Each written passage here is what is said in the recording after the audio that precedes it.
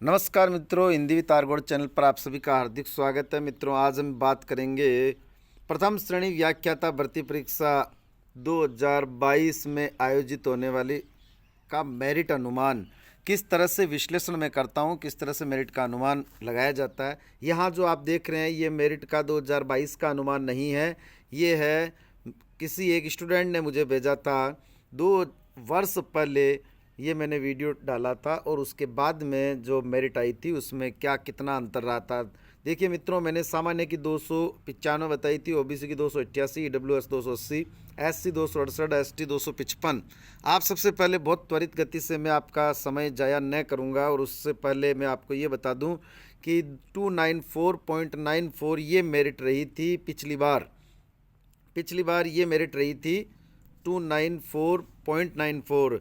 जो मैंने 295 बताई थी, ईडब्ल्यूएस की 281.19, जबकि ये मैंने 280 बताई थी।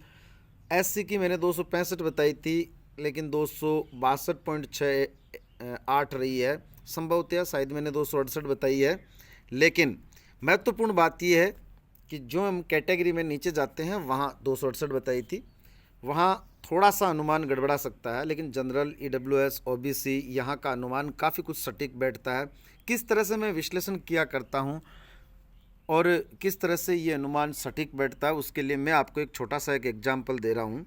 ये देखिए, कई स्टूडेंट्स जो होते हैं जिनके अच्छी मार्किंग होते हैं, जिनको एक उम्मीद होती है उनके सिलेक्शन की, तो वो इस तरह से और कई ग्रुपों से मैं भी इस तरह का कलेक्शन करता हूँ। आइए देखिए, ये एक लिस्ट। सबसे पहले आप ये बात जानें, ये जो लिस्ट है वो अनंतिम है, ये अंतिम कभी नहीं हो सकती। मैं इसमें अभी 6 या 7 स्टूडेंट्स के नाम ऐसे बताऊंगा जिनके 320, 330 या 315, 310 नंबर हैं और जिनको मैं व्यक्तिगत रूप से जानता हूं। मैं स्वयं नागौर डिस्ट्रिक्ट से हूं और नागौर से यदि देखें, आप यहाँ सर्च करके देख लें। यदि यहाँ आप सर्च करेंगे, जैसे इसमें हम सर्च करते हैं नागौर, तो नागौर के कैंडिडेट कितने इसमें आते हैं। ये देखिए, यहाँ नागौर वाले ये येलो कलर में हो गए हैं। तो मैंने इस तरह से भी करके देखा इस लिस्ट में, तो नागौर के मुश्किल से 3 या 4 या 5 स्टूडेंट ही हैं अभी। ये देखिए, ये दूसरा नागौर का, ये फिर इस तरह से यहाँ लिस्ट को इतना नीचे खिसकाना पड़ रहा है, उसके बावजूद भी अभी तक नागौर का वापस नहीं आया। एक नाम जरूर नागौर का बीच में है, ये देखिए आप, राजकुमार, जो हिंदी में लिखा हुआ है, इसलिए वो येलो नहीं हुआ। ये फिर देखिए आप नागौर। तो मैं व्यक्तिगत रूप से जिनको जानता हूँ उनके भी अभी नाम शामिल नहीं है। इसका मतलब ये हमारे लिए आधार हो सकता है। लेकिन यदि हम ये देखें कि 300 प्लस वाले कितने कैंडिडेट हैं, कुल 1462 पोस्ट हैं। ये आपको पता होनी चाहिए कि इस बार कुल 1462 जो पोस्ट्स है, उसके हिसाब से यदि हम अनरिजर्व्ड लगभग 50% यदि माने तो 730, और उसमें से भी यदि 10% ईडब्ल्यूएस की निकालते हैं तो 146 पोस्ट यदि वो निकलती है, तो ये आंकड़ा बैठता है लगभग 600 का। हमने भी इस तरह से, जब मेरा सिलेक्शन हुआ था उस समय भी, और ये हर भर्ती में देखते हैं इस तरह की जो लिस्ट है वो बनती है। लेकिन उन लिस्ट में हमने जो एनालिसिस किया वो ये था कि जितने कैंडिडेट इसमें आते हैं मेरिट में, इस लिस्ट में, लगभग उतने के उतने वंचित रह जाते हैं जो इस लिस्ट में आकर के नहीं जुड़ पाते हैं।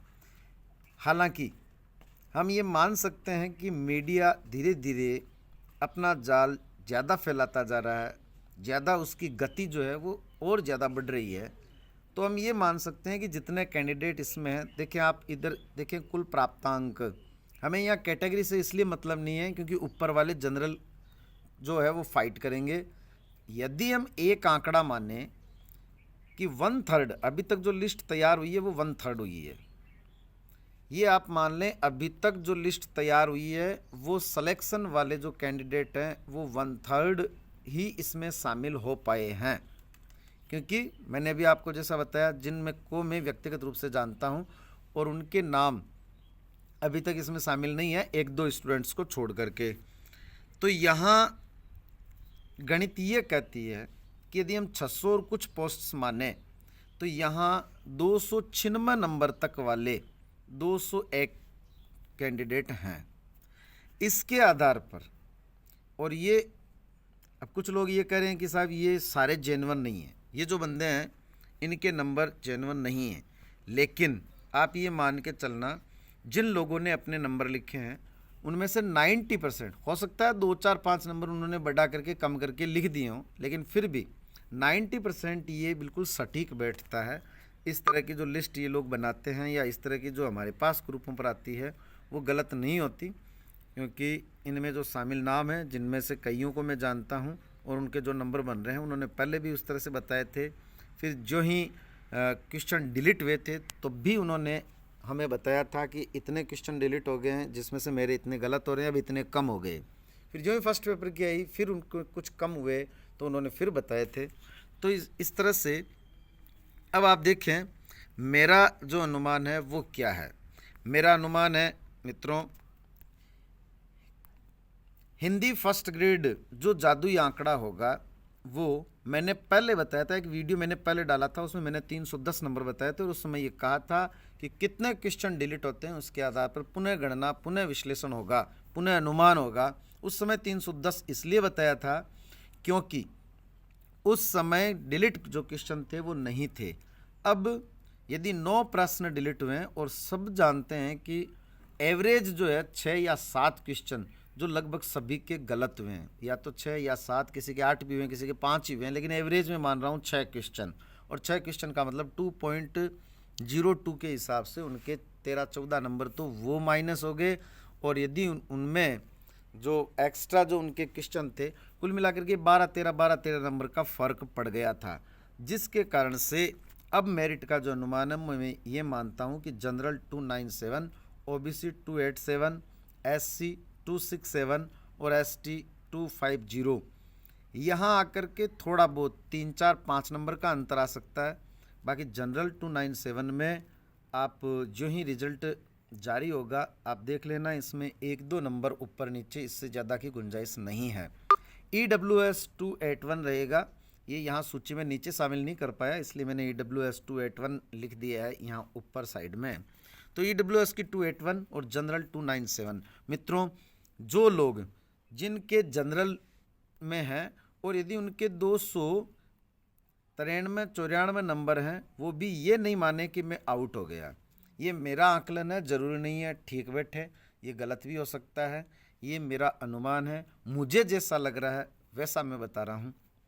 और कल को यदि 297 वाला वंचित रह जाए कि 298 पर हो सकता है मेरिट चली जाए, तो वो भी कल को इस तरह से नहीं हो कि हमें बरगलाया गया। ये केवल और केवल अनुमान है, विश्लेषण है। जिन स्टूडेंट से बात होती है, जो अपने नंबर शेयर करते हैं, जो इस तरह की हम सूचियां देखते हैं, उनके आधार पर ये विश्लेषण है। धन्यवाद मित्रों। नए साथी सब्सक्राइब करें, लाइक करें, कमेंट करें, अपने सुझाव अवश्य दें। आप अपने मेरिट को कितना मानते हैं, फर्स्ट ग्रेड हिंदी व्याख्याता भर्ती परीक्षा को कितना आंकते हैं, अपना सुझाव जरूर दें। धन्यवाद।